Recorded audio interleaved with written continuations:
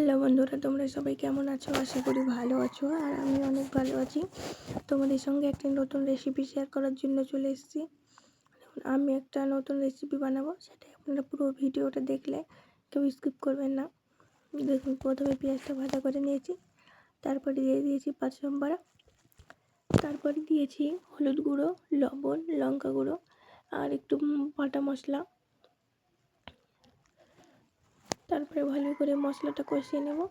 মশলাটা কষানো হয়ে গেছে, এবার দিয়ে দেবো কেটে লম্বা লম্বা করে বেগুনগুলো কেটে রেখেছিলাম, সেটাই দিয়ে দিলাম। তারপরে দিয়ে দিলাম মিষ্টি কুমড়ো। দেখুন, তারপরে ভালো করে নেড়ে দিচ্ছি, তারপরে ঢাকা দিয়ে দিব। দেখুন, আমার কষানো হয়ে গেছে।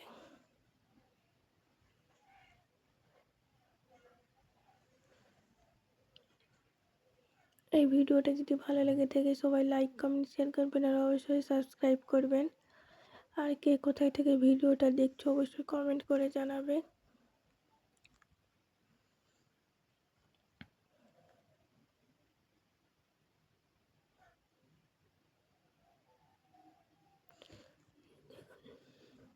তারপরে দিয়ে দিলাম জিরে গুঁড়ো, দিয়ে নামিয়ে নিয়েছি। কতটা সুন্দর হয়েছে দেখতে, যতটা সুন্দর হয়েছে খেতে অনেকটা টেস্টি হয়েছে।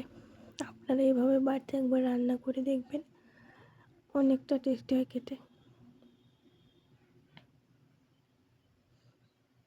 এইভাবে যদি রান্না করা যায় তো ছোট বাচ্চারাও খেতে চায়।